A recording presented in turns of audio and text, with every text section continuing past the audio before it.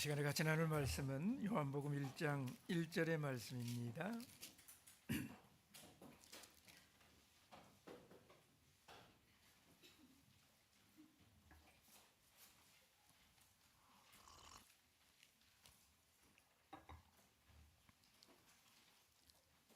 요한복음 1장 1절 2절 다 같이 읽겠습니다. 시작. 태초에 말씀이 계시니라. 이 말씀이 하나님과 함께 계셨으니 이 말씀은 곧 하나님이시니라. 그가 태초에 하나님과 함께 계셨고. 여러분, 요한복음은 서두를 다른 복음서에서 볼 수 없는 굉장히 장엄한 이런 선언으로 열고 있습니다. 요한복음은 공관복음서가 예수 그리스도의 족보라든지 아니면 공생의 초기 사역 아니면 그 공관복음을 집필하는 집필 배경 이런 것들을 밝히는 내용으로 그 처음을 시작하는 이런 것과 달리 예수 그리스도가 하나님이시라고 하는 것을 태초라는 단어하고 그리고 말씀이라고 하는 이 두 가지 단어, 특별히 말씀이라고 하는 이미지를 사용을 해가지고 그리스도께서 창세 이전에 계셨던 하나님이신 것을 아주 선명하게 강조를 하고 있습니다. 태초라고 하는 단어는 아르케라고 그래요. 아르케. 근데 요한복음 1장 1절을 헬라 본문에서는 어떻게 시작을 했냐면 엔 아르케, 이 태초에라는 이 단어를 가지고 시작을 합니다. 이 아르케라고 하는 단어가 굉장히 독특한 단어인데요. 이 단어는 처음 혹은 시작이라는 뜻을 가진 명사예요. 근데 이게 추상적으로 쓰일 때에는 기원 혹은 태초 이렇게 번역이 되는 단어입니다. 여러분, 성경이 태초에라는 이 단어로 시작하는 성경이 요한복음 말고 또 하나가 있는데 아주 익숙한 곳이지. 어디입니까? 요한계시록도 태초에로 시작합니까? 그렇습니다. 창세기 1장 1절이 어떻게 시작하죠? 창세기 1장 1절이 뭡니까? 태초에 하나님이 천지를 창조하시니라. 창세기 1장 1절에 처음 시작을 말할 때 태초에라는 단어로 시작을 하는데 요한복음 1장이 바로 이 태초에라는 단어로 시작을 하고 있다라는 거지요. 그런데 이 요한복음의 엔아르헤라고 하는 이 단어는 창세기의 태초에는 히브리어인데 레쉬트라는 단어예요. 근데 그 레쉬트에 전치사 버가 붙어서 베레쉬트 이렇게 발음을 하는데요. 그러니까 베레쉬트라고 하는 전치사 플러스 레쉬트라고 하는 명사, 이렇게 창세기 1장 1절에 태초에 시작하는데 요한복음 1장 1절도 엔 아르헤 이렇게 전치사 플러스 명사로 시작을 하는데 이 요한복음의 태초에 하고 창세기의 태초에 하는 것이 모든 면에서 일치하는 게 결코 아닙니다. 예. 단어적으로는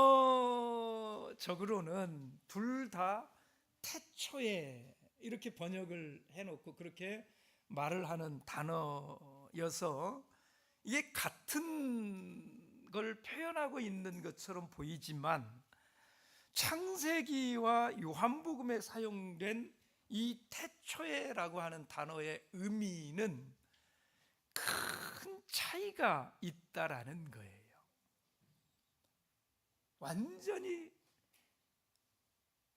완전히는 아니고 네. 여러분, 창세기의 태초는 시간이 창조된 그 시점을 가리키는 것입니다. 시간이 시작하기를 시작하는, 여러분, 시간도 창조된 것이잖아요. 근데 그 시간이라고 하는 것이 처음 시작하기를 시작하는 그 처음 시작을 말하는 거예요. 그래서 역사 가운데 실제하는 어느 시간으로 추산을 시도할 수가 있는 그 처음을 말하는 것입니다. 가령 우리는 태어난 이런 시간이 있잖아요. 아브라함이 태어난 시간이 있잖아요. 그러니까 창세기에 말하는 이 태초에라고 하는 이 시점은 아브라함이 언제 태어났다라고 추산할 수 있는 것처럼 창세기의 이 태초에라고 하는 이 시점은, 이 시간은 우리가 이렇게 역사적인 시간으로 추슬러서 그 시간의 시점을 추산할 수 있는, 그렇게 추산을 해보니까 뭐 성경의 인물들 쭉 거슬러 올라가서 그 처음 시작한 시간을 추산을 해보니까 몇 년 정도 된다고 그래요? BC 4000년쯤 된다고 그래요. 그렇게 시간으로 거슬러서 추산을 해볼 수 있는 그 시작점, 그 태초에를 베레시트라고 말을 하는 것입니다. 그런데 요한복음의 이 태초는 그렇게 추산할 수 있는 시간이 아닙니다.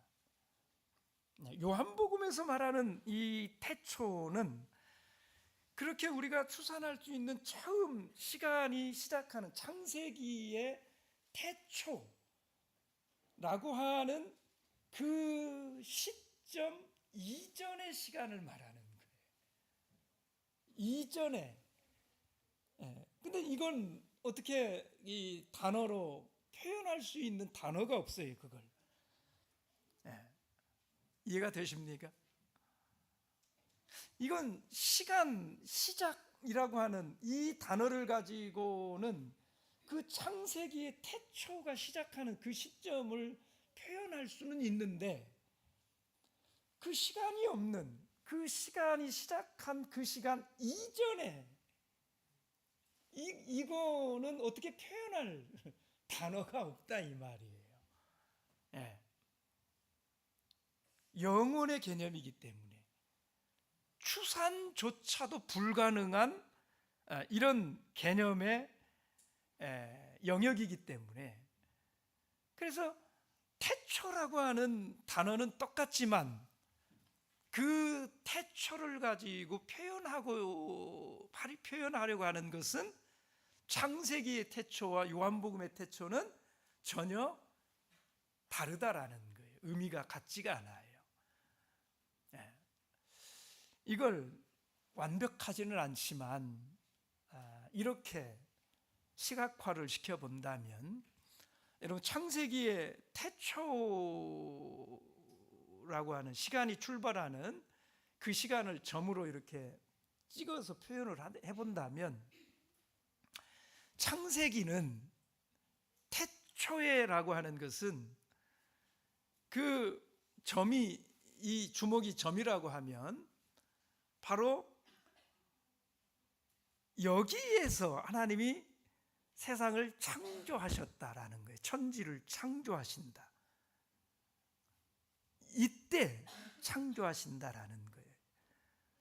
근데 요한복음의 태초에는 뭐냐면 엔 아르헤라고 하는 이 엔이라고 하는 전치사를 가지고 표현할 수밖에 없어서 그렇게 표현을 한 건데, 창세기의 태초에는 이 시작하는 이 순간의 요 표면, 여기가 창세기의 태초예요. 근데 요한복음의 태초에는 어디냐면, 요한복음이 말하려고 하는 이 태초에는 이 시작점 안에 n이라는 전치사가 그거예요. 태초 안에. 여러분, 이 태초에 하고 태초 안에 하고는 어떻습니까? 다르죠. 이게 그냥 이 요한복음에서 말하려고 하는 지금 이 시간은, 이 영역은 시간으로 추산할 수가 없는, 처음에 태초 안에 자꾸 시간을 말할 수 없는데 처음 태초 하면서 시간으로 말할 수 없는 이 영역, 이렇게 말을 하려고 하니까 이게 지금 얘기가 진행이 안 되잖아요. 헬라어가 그렇다라는 거예요. 요 부분을 표현할 수 있는 단어가 없어요. 그래서 이 요한은 헬라어의 전치사 n을 가지고 태초 안에 이렇게 이 개념을 표현하고 있다 하는 것입니다. 어쩔 수 없이 이 단어를 빌려서 사용하기는 하지만, 요한이 지금 말하고 싶은 것은 시간이 아니라 뭐예요? 요한이 지금 말하고 싶어 하는 것은 시간이 아니라 그리스도께서 창세 이전에 존재하시는 바로 그 하나님이라고 하는 것을 설명하려고 하는 것입니다. 창세기에서는 태초에 하나님이 천지를 창조하셨다 라는 걸 말씀하는 태초이지만, 요한복음에서 말하려고 하는 것은 그 태초가 시작하기 이전에, 그 태초 안에 그리스도께서 이미 창세 전에 존재하고 계셨다.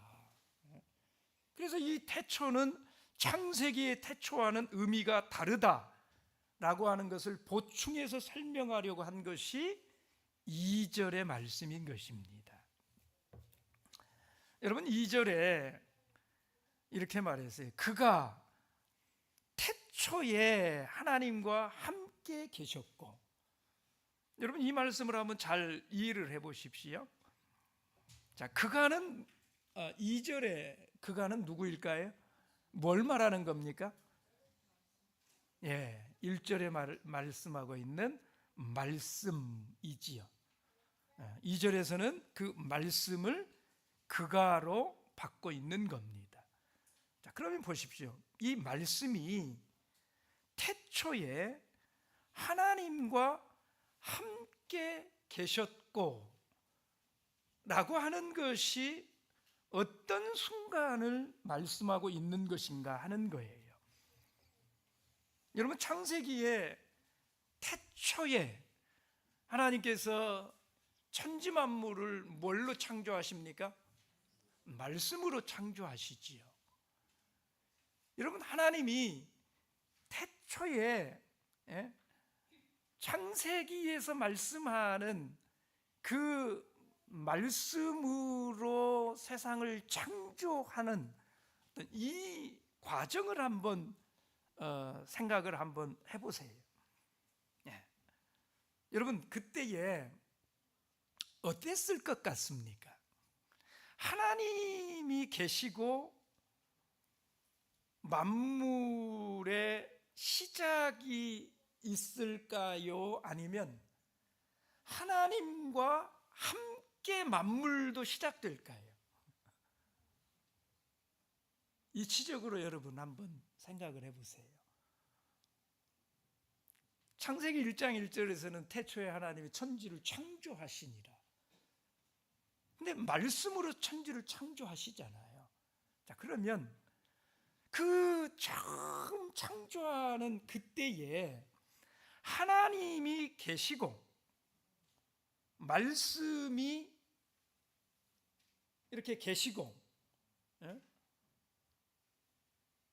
그 하나님이 계시면서 말씀이 시작된 것이냐, 아니면 하나님과 말씀이 함께 이 만물이 함께 시작이 된 것이냐 이 말이에요. 어떻습니까? 하나님이 말씀이 계시고, 그죠? 그리고 만물이 시작되는 것은 언제예요? 태초에. 이렇게 돼야 되는 것이죠. 그죠? 예. 근데 지금 요한복음에서 1장 2절에 말씀하는 건 뭐예요? 그가 계셨다 이 말이에요. 그죠? 계셨다. 예. 그러니까 요한복음에서 말하려고 하는 지금 태초에라고 하는 것이 바로 이 만물이 시작하는 이 시작점을 말하는 게 아니라 영원 전에, 창세 이전에 그 영역을 말씀하고 있다 하는 걸 요한복음 1장 2절에서 보충해서 말하고 있는 것이다 라는 겁니다. 하나님께서 태초 이전에 시간 개념을 초월하는 영원 전에 존재하고 계시는 그 시간에, 태초에 계신 이 말씀은 태초에 거기에 그 영역에 하나님과 함께 계셨다라는 거예요. 네. 여러분 이 개념이 이해가 되세요? 네, 이거 이해하는 것이 전부입니다. 네, 그래서 쉽게 이렇게 이해하자 이 말이에요. 창세기 1장 1절에 태초에는 시간이 시작되는 태초에를 가리키는 것이고, 요한복음 1장 1절에서 말하는 태초는 시간 개념을 초월한, 시간이 있기 이전에, 그래서 태초에라고 하는 개념을 우리는 태초 안에라는 개념으로 이해를 하자 이 말이에요. 그러면 태초에는 시간이 시작하는 요 부분을 말하는 것이고, 창세기 1장은, 요한복음은 태초 안에이니까 아직 시간이 시작되지 이전에, 만물을 창조하기 이전에 요 영역을 말하고 있는 태초에라는 이 영역이, 여기를 말하는 것이다. 바로 이 영역 가운데 창세 이전에, 만물이 시작하기 이전에 그리스도께서 말씀으로 존재하셨다 하는 거예요. 네. 여러분 이 말씀이라고 하는 게 로고스라고 그러는데요, 헬라어에 말씀이라고 두 단어가 있어요. 하나는 로고스라는 단어이고요. 하나는 레마라는 단어예요. 레마는 말씀은 말씀인데 어떤 말씀이냐면 선포되어진 말씀이에요. 그러니까 이게 이렇게 말로 지금 제가 이렇게 말을 하고 있지 않습니까? 그러니까 이게 말로 선포되어지는 거, 이렇게 나오는 거, 이건 레마라고 그래요. 물론 이걸 로고스를 가지고 표현한 곳도 있기는 해요. 로고스는, 그러니까 레마는 선포된 말씀에 대해서만 쓰이는 단어이고요. 이 말씀이 선포되어지는 이 말씀은 제가 이렇게 말을 하니까 나온 것이지요. 근데 그 이전에는 어디가 있었을까요?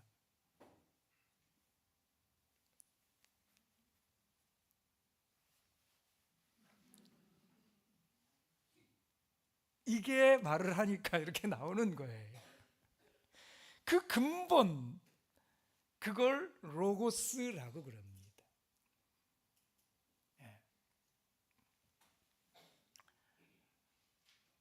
여러분, 요한복음 4장 24절에 보면 하나님은 영이시니, 영은 볼 수도 없고 만질 수도 없고 냄새도 없고 그러나 존재하는 거잖아요.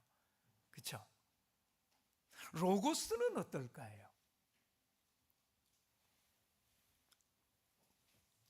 이게 여러분 보이십니까? 들리십니까? 들리기는 하는데 이게 레마로 선포되어지니까 들리는 거지.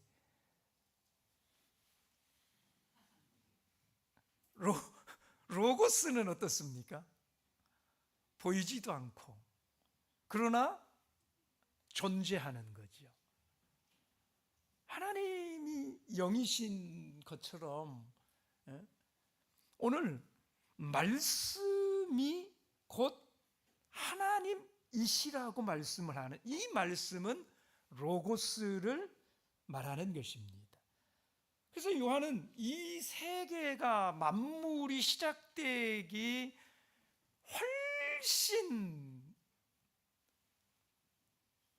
훨씬이라는 단어도 그런 개념이 없는 이전부터 예수께서 계셨다라고 하는 사실을 선포하기 위해서 바로 이 엔아르헤라고 하는 태초에라고 하는 이 말로 요한복음을 시작하고 있다라는 거예요.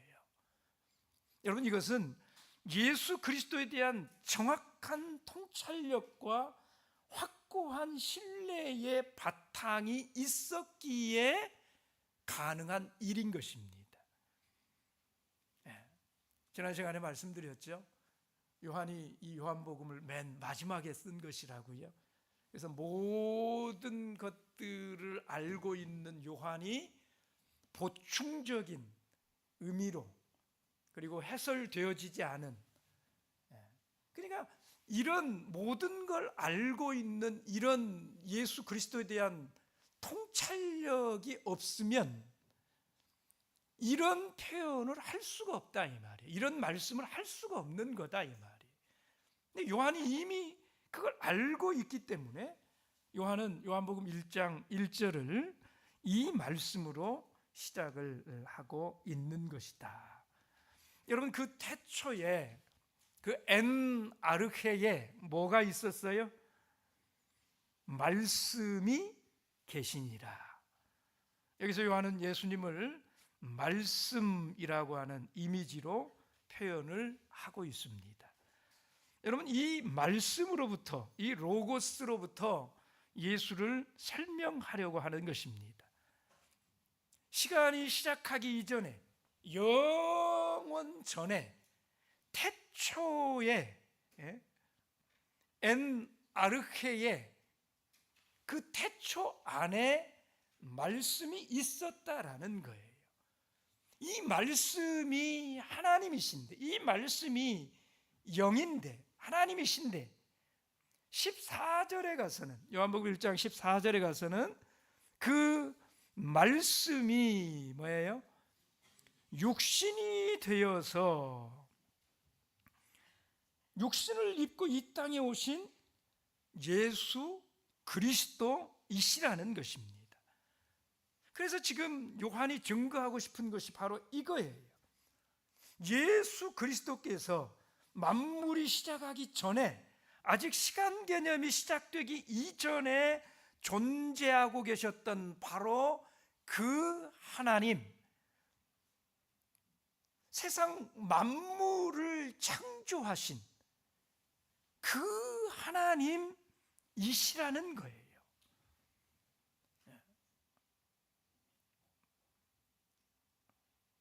자, 그런데 그럼에도 불구하고 예수님을 말씀으로 표현을 하는 이유가 있을까 하는 것입니다. 그럼에도 불구하고 예수를 왜 이 로고스라고 하는, 말씀이라고 하는 이 단어를 가지고 요한은 표현을 하려고 했을까? 그 이유가 있을까요? 네, 당연히 이유가 있는 것이지요. 여러분, 그것은 요한이 요한복음을 쓰는 이 대상들과 관계가 있는 것입니다. 이 요한복음을 쓰고 있는, 요한복음을 쓰는 요한이 그 대상들이 누구라고 그랬습니까? 지난 시간에 두 부류에 대해서 말씀을 드렸는데요, 요한복음 20장 31절에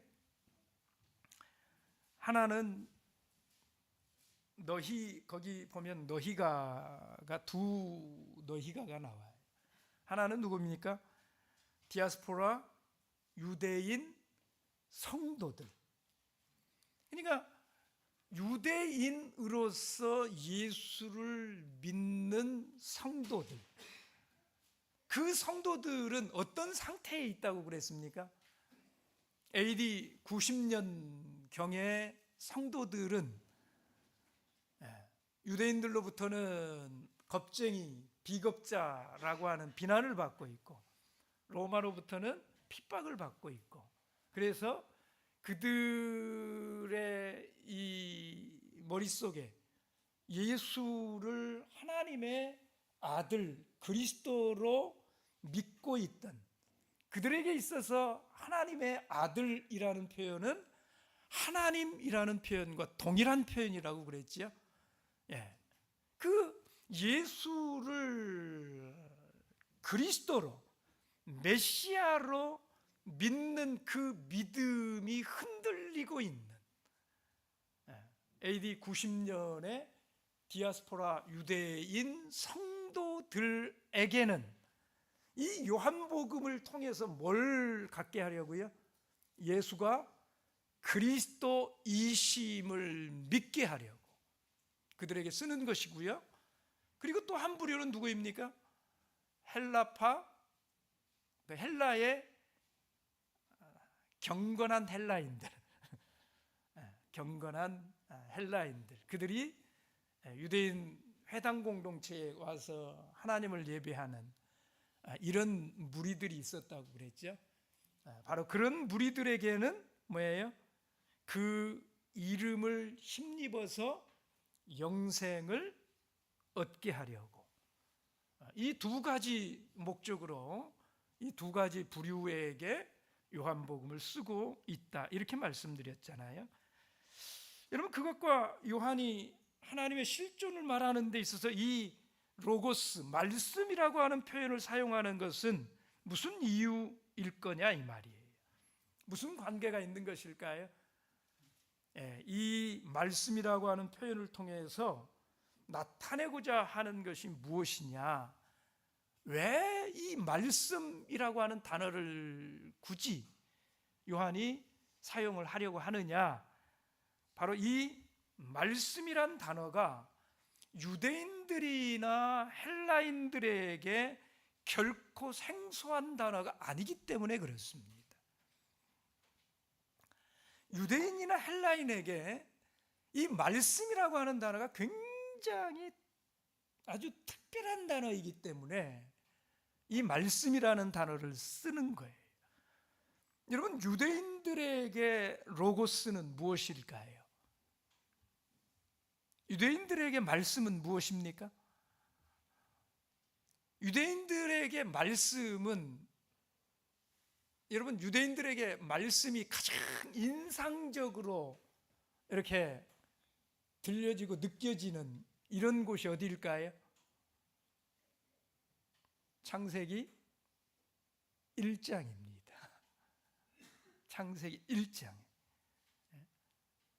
유대인들에게 말씀이라고 하는 것은 그냥 말하다 이 정도가 아니에요. 세상을 실제로 가능하게 한, 실제로 어떤 일을 행하는 능력. 여러분, 창세기에서 가장 두드러진 내용 중에 하나가 강력하고도 능력이 충만한 창조적인 말씀의 개념이 아닙니까? 하나님이, 여러분, 이 세상을 우리는 하도 들어서 그게 아무것도 아닌 것처럼 느껴지시겠지만, 처음 이 개념을 들을 때에 사람들이 이 세상이 어떻게 되어졌는지를 들을 때에 하나님이 말씀으로 세상을 창조하셨다. 그럴 때 그 로고스라고 하는 것이 여러분, 유대인들에게 얼마나 큰 이런 개념이겠느냐 이 말이에요. 그렇지 않습니까? 유대인들에게 말씀은 하나님의 계획과 목적을 온전하게 성취하는 능력, 그게 말씀이라는 거예요. 요한은 바로 이 개념을 통해서 유대인들에게 예수 그리스도 그분이 태초에 만물을 지으신 창조적 능력을 가지신 그 하나님이시다, 이걸 증거하는 거예요.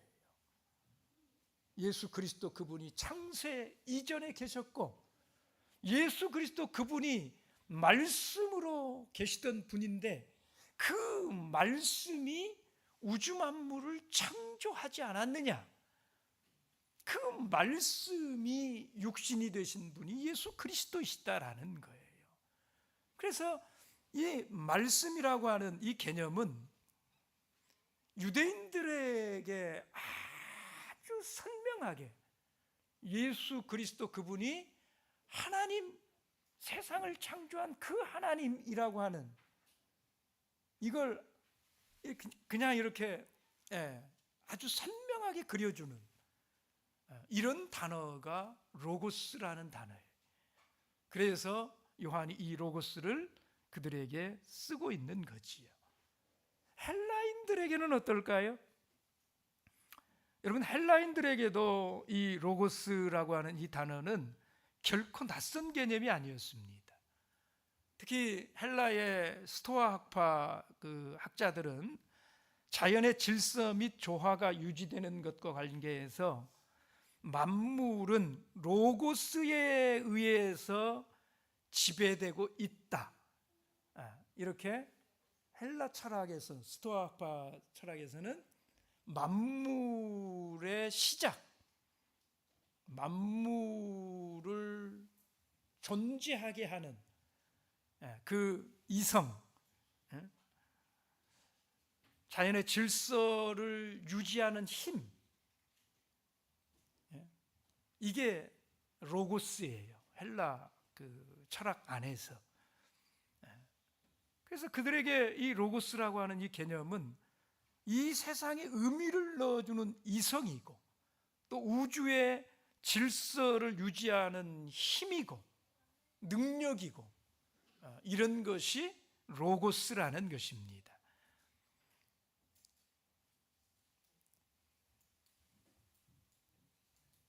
헬라인들에게도 다르지 않은 거예요.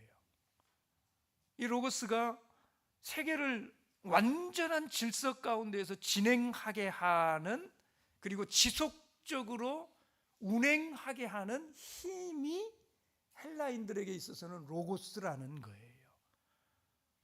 그러니까 이 로고스라는 단어는 유대인들에게도 특별한 단어이고 헬라인들에게도 굉장히 특별한 단어인 이 로고스를 요한은 바로 그 로고스가 육신을 입고 세상에 오신 예수 그리스도이시다, 이렇게 말씀을 하고 있는 것이지요. 여러분, 창세 이전의 존재자는 오직 하나님밖에 없습니다. 그렇죠? 이 우주 만물은 창세 이후로 존재하는 거잖아요. 창세 이전에는 오직 하나님밖에 없어요. 영이신 하나님. 요한은 바로 예수께서 그 하나님이신 것을 유대인들에게도 익숙하고 그리고 헬라인들에게도 익숙한 이 로고스라고 하는 이미지를 이용해서 설명하려고 한 것입니다. 예수님을 생각할 때에 그가 근본 어떤 존재이신가, 본래 어떤 존재이신가, 그 본래성을 알고 그리고 그것을 바탕으로서 해가지고 이 현재를 이해해야지만 예수 그리스도의 행하심에 대해서 온전하게 받아들일 수 있기 때문에 그런 거예요. 여러분, 어떤 것의 본질을 안다라고 하는 것은 아주 중요합니다. 원래 그가 어떤 사람이었느냐, 어떤 존재였느냐, 이것을 알고 현재를 보면 모든 것이 쉽게 풀어지고 이해가 되는 거지. 여러분, 옛사람들이 살다가 어려운 일 만나가지고 다 잃어버리고 아주 난처한 이런 상황에 처했을 때가 되면 우리네 선조들이 사람들을 위로하는 말이 있어요. 그 말이 공술의 공수거라는 말 아닙니까? 우리가 빈손으로 왔으니까 빈손으로 가는 게 마땅한 거지. 아주 현명하게 그 어려움의 때를 넘어가도록 도움을 주는 그런 말이 아니겠어요? 여러분, 사람들은 본래적으로 가진 것이 하나 없이 나왔다라는 거예요. 아무것도 없이 나왔어요. 우리들은 흔히 내가 가진 것을 잃어버렸다 그러니까, 내 것을 잃어버렸다 그러니까 아주 허망해하고 허탄해하고 막 괴로워서 미치려고 하는 것이지, 그게 본래부터 내 것이었다라는 생각이 있으니까 그런 거라는 거잖아요. 근데 본래부터 내 것인 게 뭐가 있었느냐 이 말이. 우리는 빈손으로 이 땅에 왔고 그리고 빈손으로 가는 것, 그게 인생인데, 그래서 그런 이 본래의 본질, 바탕, 이런 문제를 우리가 잘 곰곰이 생각을 해보면 현재의 이런 풀리지 않는 이런 문제들이 잘 해결이 되고 풀려진다라는 거잖아요. 이런 것들에 대해서 애통해할 것도 없고 섭섭해할 것도 없고, 여러분, 본질을 먼저 생각하면 문제가 간단해진다. 요한이 바로 그 논리를 이 요한복음 가운데 쓰고 있는 겁니다. 요한은 예수님을 이해함에 있어서도요, 그분은 곧 하나님이시다라고 하는 이 본질을 아는 것이 가장 중요하다라는 거예요.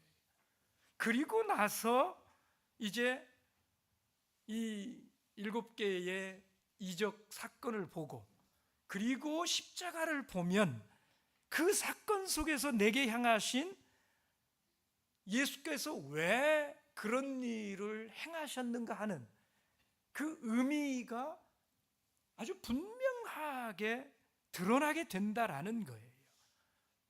그 속에서만 예수 그리스도의 행하심을 온전하게 받아들일 수 있다라는 것입니다. 그래서 오늘 요한복음의 처음에 태초에 말씀이 계시니라. 이 말씀이 하나님과 함께 계셨으니 이 말씀은 곧 하나님이시니라. 예수 그리스도 그분은 여러분 누구이십니까? 태초에 하나님과 함께 계셨던 말씀 되신 하나님, 그가 말씀으로 만물을 지으신 모든 생명의 근원이 되시는 바로 그 창조주 하나님이시다. 요한은 요한복음을 이 선언으로 시작하고 있다 하는 것입니다. 여러분, 요한의 이 선언은 너무 중요한 거예요. 이게 이해되어지지 않으면, 이게 받아들여지지를 않으면 그 뒤에 나오는 7개의 표적도 이해할 수가 없고요, 그 뒤에 이어지는 십자가는 더더욱 이해할 수가 없는 거예요. 그런데 예수 그리스도 그분이 세상을 창조하신 창조주 하나님이시다, 그 하나님이시다, 이게 이해가 되면, 그리고 그걸 받아들이게 되면 왜 그분이 그러면 이 땅에 육신을 입고 오셨는지가 이해가 되고, 그분이 육신을 입고 와서 왜 이런 표적들을 행하셨는지를 알게 되고, 그런 하나님이 왜 십자가를 지셨는지를 알 수 있게 된다 하는 것입니다. 여러분, 예수 그리스도 그분은 이 천지 만물을 창조하신 창조주 하나님이십니다. 묵도하겠습니다.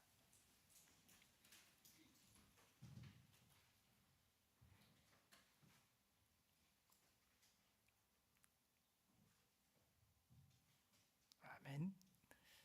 찬송 235장입니다.